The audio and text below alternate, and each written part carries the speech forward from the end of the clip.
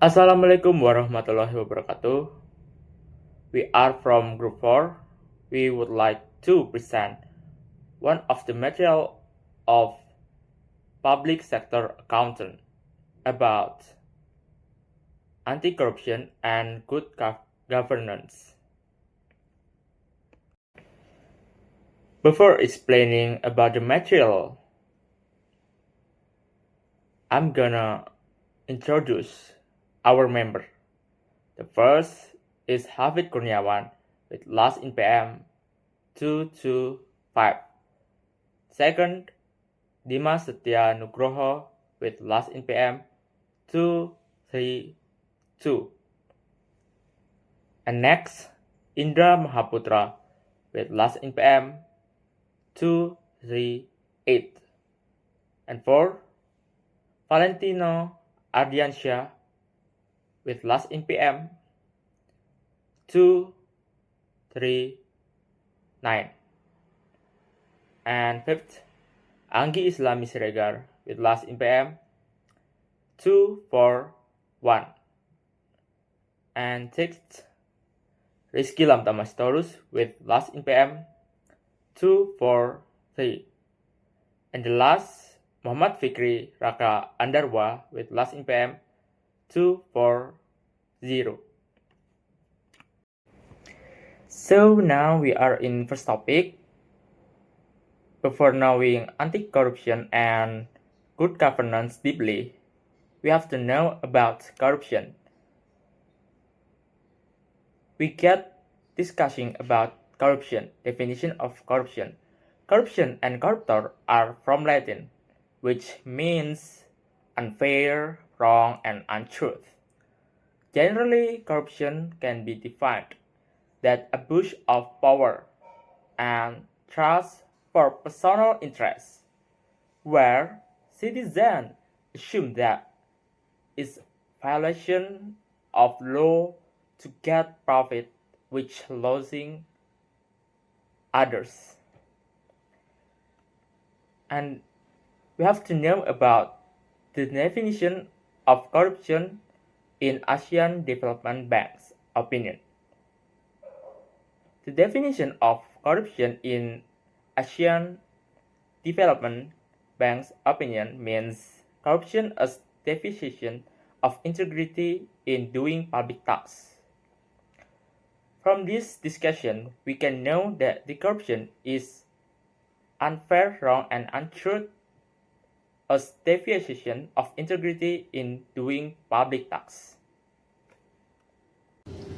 This slide explains the characteristic of corruption.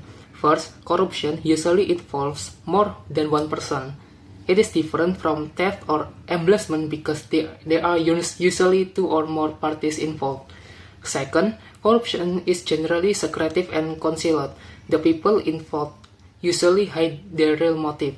Third, corruption involves mutual benefit and obligation. The benefits are not always in the form of money, but can also be position, facilities, or often advantage. Fourth, people involved in corruption often try to hide behind legal justification so their action appear acceptable. Fifth, those involved in corruption usually have power or authority, so they can influence decisions. This second slide explains 5 more characteristics of corruption. 6. Every act of corruption involves deception, usually directed at public institution or society. 7. Corruption involves conflicting dual roles of the people committing the act. They misuse their position for personal gain. 8. Corruption is based on intentional action to prioritize personal interest over public interest. 9. Every form of corruption is a betrayal of trust because it abuses responsibility given by others. 10. Corrupt action violate norms of duty and responsibility in society. These additional characteristics show that corruption damages trust, fairness, and public welfare. Okay, so next is about types of corruption. So corruption can be divided into 6 types. The first one is state financial loss. The second type is bribery. The third type is embezzlement and fraud. The fourth type is extortion. The fifth type is nepotism, and the last one, the sixth type, is gratification. So the first one is about state financial loss. This refers to unlawful act that causes losses to public funds or state assets. This type of corruption directly harms the government financial resource and can affect public welfare. The second type is about bribery. Bribery occurs when someone gives money, gifts, or other benefit to influence an official decision or action. This practice damages fairness, honesty, and integrity in public service. The third type is about embezzlement and fraud. Embezzlement means misusing or stealing assets that have been entrusted to someone. Meanwhile, fraud involves deception or false information to gain personal benefit. Both of these acts violate trust and accountability. So the fourth type is about extortion. Extortion is the act of forcing someone through benefit, through threats, pressure, or intimidation. In corruption case, this usually happens when someone abuses their authority to obtain money or other benefits. The fifth type is nepotism. Nepotism is the unfair practice of favoring family members, relatives, or close friends, especially in giving positions or opportunities. This practice ignores ability, merit, and fairness. The last one, the sixth type is about gratification. Gratification refers to gift or benefits received in relation to someone's position or office. It can include money, goods, discounts, travel facilities, or other benefit. If it is related to official duties and not reported, it can be considered corruption. The next is corruption from various perspectives. Corruption is considered a reprehensible act from various perspectives. First one, from religious perspective. Corruption is viewed as deeply reprehensible act. In Islam, corruption is an act of fasad, an act that undermines the common goods, the benefit of life, and the social order. Next, from social perspective. Corruption is viewed as an act that can increase poverty rate and also erode the nation's moral fabric, undermine public trust in the government, and diminish the government credibility in the eye of public. Next, from culture perspective. Corruption is viewed as an act that tarnishes the nation's reputation and gradually erodes the nation's noble culture. Next, from technology perspective. Corruption is seen as something that can hinder technological process, as well as the misuse of power that harm the state and the ongoing spread of terrorism. Next, from political perspective. Corruption can undermine democracy and good governance by undermining formal process. The political system will be disrupted and is likely to lose the public trust. Next, from law perspective. Corruption creates the perception that the law is inconsistent, foster the belief that the law can be bought and sold, public trust in the law decline, and create the impression that the powerful and wealthy control the law. It leads to the belief that the legal system is deeply corrupt, and it breeds a sense of injustice among the public. And the last one is economic perspective. Impact on uneven infrastructure development, deviation from the original budget, poor income distribution, causing foreign investors to hesitate to invest in Indonesia. Alright everyone, we have already talked about corruption from the four perspectives. That is social, cultural, religious, and economic. Now, aside from this perspective, we have also our national ideology in Indonesia, that is Pancasila. For us, that corruption is a direct betrayal of the five Pancasila. Let's see. The first one is saying ketuhanan yang Maha Esa, this is about God and spiritual. A corruptor acts as if God doesn't exist. They ignore the fact that God is see and hearing all what we are doing. So when someone commits to corruption, it means their religious integrity has completely failed. The second one is kemanusiaan yang adil dan beradab. Corruption is an uncivilized act that robs other people's right for the personal gain. It's not describe about humanity. The third one is Persatuan Indonesia. That's about unity. The corruption will destroy our unity. It shows the person cares more about their own money than their country. The fourth one is about kerakyatan yang dipimpin oleh hikmat kebijaksanaan dalam permusyawaratan perwakilan. That's about democracy, which is the corruption will betray the public trust and the mandate given by the people. And the fifth one is about justice, social justice, keadilan sosial bagi seluruh rakyat Indonesia. Corruption in here is enemy for the social justice. It steal public funds and make the poor suffer. The conclusion, the corruption is violates every part of Pancasila. So, don't corrupt. Okay, next topic is way to prevent corruption. First, preventive measure. 2, enforcement measure.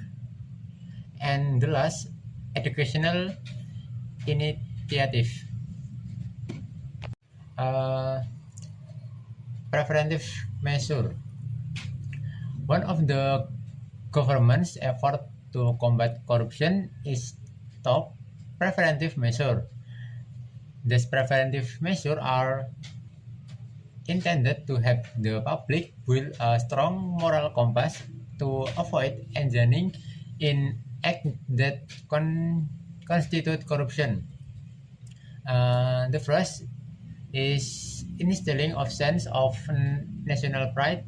Number 2, public announcement. Number 3, asset revolution. Number 4, conduct employee recruitment in honest and transparent manner. And the last, promoting community well-being. Okay, next, enforcement measure. The Indonesia government has taken enforcement action against perpetrators of corruption. In this effort, the government is assisted by an anti-corruption agency, the KPK, Corruption Eradication Commission. The KPK enforcement action are not joke and are carried out without expression. Anyone as a suspect of the committing corruption-related crime will be pursued by the KPK without expression. In practice, the KPK relies on the judicial system to uphold justice in Indonesia. Particularly regarding corruption-related crimes, the mechanisms of the judicial system in Indonesia are based on applicable law and regulation. Next, and the last one, educational initiative. The government educational effort to combat corruption are carried out through the educational process. In Indonesian, educational takes their form: formal, informal, and non-formal education. Through the educational process, the public is taught about anti-corruption from an early age, so that they become aware of the dangers of corruption to nation, particularly Indonesia. Okay, the next is definition of good governance. Good governance is the implementation of solid and responsible development management. That's it in line with the democratic principle. This means that every development process is carried out in transparent, accountable, and efficient manner, protecting public interest and ensuring that all actions are based on the rule of law. It also the government to be open to public participation and supervision, so that policy truly reflect the needs of society. Good governance is a concept that refers to the process of reaching decisions and their implementation which can be jointly accounted for. In practice, it involves cooperation between the government, the private sector, and the community in order to create balance and sustainable development. This concept is so supported by key principles such as transparency, accountability, participation, effectiveness, efficiency, and fairness. When the principles are properly applied, good governance can strengthen public trust, improve the quality of public service, reduce corruption, and ensure the development outcome benefit all member society. Okay, the next slide, implementation of good governance in Indonesia. Indonesia has implemented two concepts of good governance through various bureaucratic reform and public transparency policies, including number one is Public Information Disclosure Act, Law No. 14 at 2008. This law ensures the citizen to access public information. It increases transparency and helps reduce corruption. Number two, e-government system. Indonesia use digital service online licensing, tax reporting, and complaint system. This makes service faster, easier, and reduce corruption. Number three, National Bureau Reform Program. This program improving the quality, accountability, and integrity of civil servants to create a clean and effective government. Number four, independent institution, KPK, BPK, and Ombudsman. KPK to fight the corruption, BPK to check government finance, and Ombudsman to handle public complaint. The institution have kept the government accountable and free from corruption. Thank you for your attention. Sorry if there are any mistakes.